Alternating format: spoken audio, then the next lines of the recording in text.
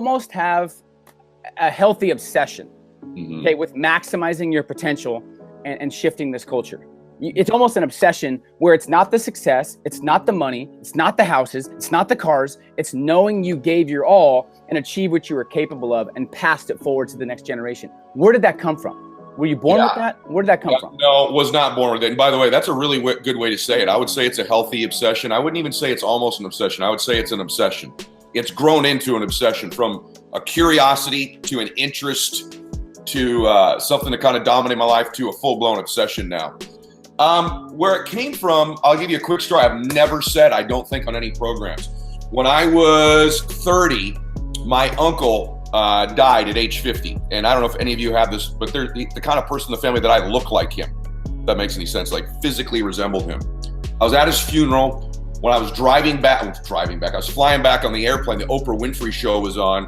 My reticular activator in my brain was thinking about hearts because he died of a heart attack. Long story short, they were this new scan that she was promoting on her show. I write it down. I go, I'll go get the scan done. I went and got the scan done. The bottom line is that I had massive blockage in most of my arteries when I was 30 years old, and had a couple minor cardiac events that year too. I guess you'd call heart attacks. And something happened then where like my time became more precious. When you watch someone you love die at 50, your sense of time changes. I was like, you know what? I need to get my life in a hurry. I was already pretty wealthy. I was already making 7 figures, but I wasn't maxing out my potential as a man, spiritually, physically, financially, my influence, my reach, my ability to communicate, all those things. And it just started to grow. Like, I don't act like I have forever. And too many people act like they have forever. They just think, I'll get around to it eventually. I'm young, I'm 22, I'm 24. Well, you know, the average person lives 78 years. That's it, right? When you take out sleep, work, traffic, internet, TV, the average person lives 8 years. That's what you get, 8 years of life to live. And so for me, I probably don't even get the full 8 because of my heart. Maybe I get 4. So I want to max out. And so that's not like it's not some stupid thing I put on my hat, right? It's actually what I want to do every day of my life. And if you look at my schedule, my workout, my friendships, anything you say, he's certainly trying. So that's where it comes from, is a health issue when I was 30. Interesting. So you use that as a positive. And I love your quote, nothing happens for you. What is it? It happens for you, not to you, right? So a lot of things that not happen to you, it happens for you, right? Like I was at the gym at 4 a.m. this morning. You know why I was at the gym? Because the doctor who did my scan in the follow-up, he goes, hey, do you have a little girl? I said, no, but my wife's 6 months pregnant.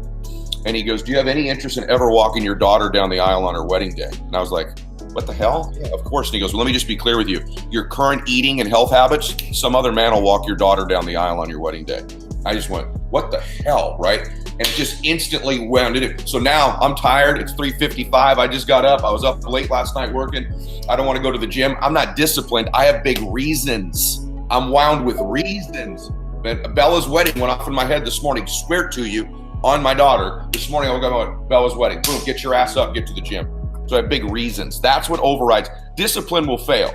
Reasons will never fail you. When you have big goals, the mistake people make is they think, oh, these freaks, this Alex Rodriguez, this Mylett guy, whatever, we're these freaks of discipline. No, I have massive reasons attached to all of my goals that compel me to take action when I don't feel like it, okay? Because I'm naturally a lazy dude. I like Cheetos. I like the couch. I like naps. I like sleeping, right? I have to override the real me with massive reasons. The heart issue, my daughter, all of that were my reasons. Well, having people conceptualize that you say you're lazy, they don't believe that, but it's good to hear that you have strong reasons to overpower your current emotions sometimes. Yes. I think that's huge. And there was just a study, by the way, in Fortune magazine, 1,700 new millionaires are created every single day in the US, every day. Love it. And they said the number one reason why there's not more is they don't have enough reasons to become a millionaire. Believe so it. You just hit that. I believe you have that. enough reasons to become a millionaire, you're going to make it. All of it in hindsight happened for me, and it changed my life because I fell in love with helping people. I fell in love with serving people. I fell in love with making a difference. It like altered my whole life. And that happened before my business career. And none of that happens if my dad doesn't drink. None of it happens if he's not an alcoholic. And so all life always happens for us, not to us. In hindsight, the key to a great life is knowing it in the present moment when it's difficult. And that's the difference between a great life and an average life. A great life is you're self-aware and you go, this is happening for me. What's the reason? What's the meaning? What can I make good from this? My dad has cancer right now. Liposarcoma. What the hell is good about my dad going through chemotherapy? I had to search hard for that one. Well, guess what? We're closer now. I want to win even sooner. Our time together is more precious. My own mortality is affecting me. My relationship with my own kids is different. So there's all kinds of good things, ironically, that have happened from the bad thing of my dad getting cancer and the bad thing of my dad drinking.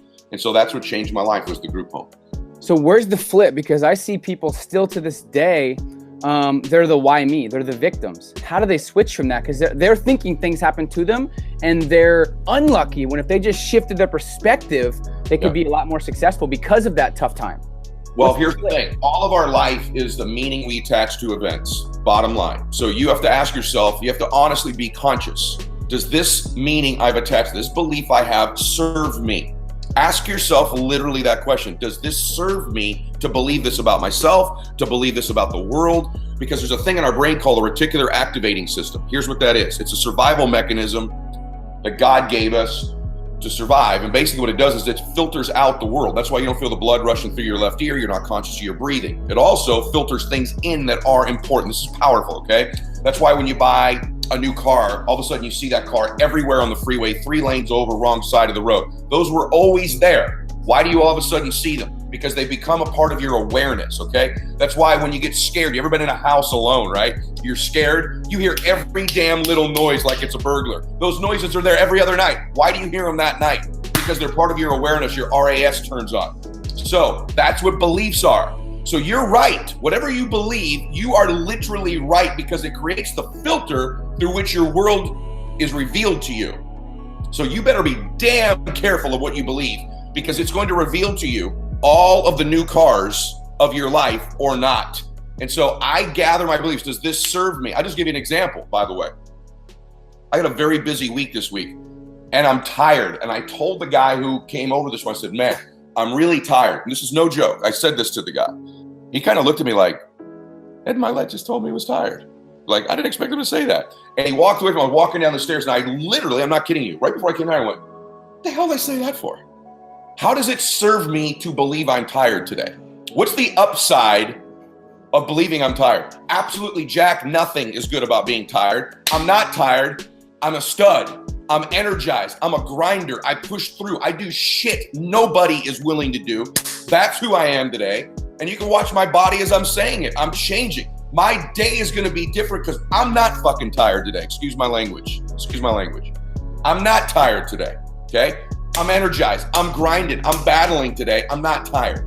And so the difference in that subtle belief for my day will change everything, because otherwise every mistake I make, I go, I'm sorry, man, I'm tired. Whoops, train of thought, didn't get enough sleep last night. You ever have those days, right? You feed the belief you have. Nope, I'm grinding, right? So this interview is going to be awesome because I'm a grinder, not because I'm tired. So that belief serves me. So let's start back. Do you remember the tipping point? Obviously your first couple of years, you said, which people need to hear, wasn't that good. There's lots of, I was broke. So totally broke. I had the water turned off. I had the power turned off. You can have everything turned off, man. You can get usually water. If you get your water turned off, you are screwed. So I know you've heard me talk about this, but we had the power turned off a few times. I had my cell phone turned off. I was behind on rent. But when we had our water turned off, that was the most humiliating thing, because my wife and I would have to get up in the morning and go down to the pool at our apartment building and shower in this outdoor shower, brush our teeth there. Then have to gather my stuff back up, walk back up to the apartment, and then go out and pretend I was going to be successful. It was the most incongruent, emasculating, shameful time of my life. I couldn't even provide water for my wife. And so it was horrible. I had tipping points. There is not one. But I'm going to tell you the formula for me, all of you that are building a team, and this is the part that you're going to have to accept. And it takes on twofold. Most of you are so obsessed with everybody else thinks about you while you're living, that when you're dead, nobody's going to think about you because you didn't accomplish anything. The crime in life is spending our lifetime worrying about what other people think about us, because those people never accomplish anything. And then when they're dead, nobody spends 2 seconds thinking about them. So if you want to continue to be obsessed with everybody thinks about you, I promise you that will stop when you die, because you haven't accomplished anything. Hopefully that digs deep enough for you to stop this stupid behavior, because it's finally stopped for me. The second thing is, let me just tell you the bottom line. You have to save money. You have to save money. You have to stop trying to look rich and actually get rich. So the tipping points for me, when you just said it, just so you know how my mind works, every one of them were savings goals. I remember the time I saved my first 10 grand, my first 100 grand, my first million, my first 10 million, my first 100 million. And when I say this is when everybody on the call glazes over and stops paying attention, because God bless you, we're brothers and sisters here. None of you are saving any money. None of you. Okay. And you're never going to be successful if you don't start. If you can't save money when you make a little, you will spend it all when you make a lot. So my tipping points, my confidence came from, oh my God, I got $10,000 saved. I got $20,000 saved. I got 50. I got 100,000. I remember when I had 100 grand saved, I'm like, oh my God, I could never be broke again. 100 grand? Are you kidding me? Right? And so now that's the property taxes for 6 months on this house that we're sitting in, right? But at that time, all of the dreams I've had have come with saving money. There's all kinds of people on social media say, spend all your money, buy Lamborghinis, buy Ferraris, make sure you get a jet. Let me be clear with all of you. My oceanfront beach house here, I own free and clear. My lake house in Coeur d'Alene that you and I are talking about off camera, I own free and clear. All my cars, all 3 of my boats, my jet, I own free and clear. I have no debt, okay? The scriptures tell us, owe no man nothing. The only debt you should ever have is on an appreciating asset like a piece of real estate. But the majority of you are more concerned with looking rich than getting rich. So all of my tipping points involve saving money. And you go, well, do you know how powerful it is if you're just even saving $50 a month? $50 a month, $80 a month, $100 a month, $500 a month. Your life will begin to change. Your confidence level will go up. It's the least sexy, least taught thing on all social media is save your money.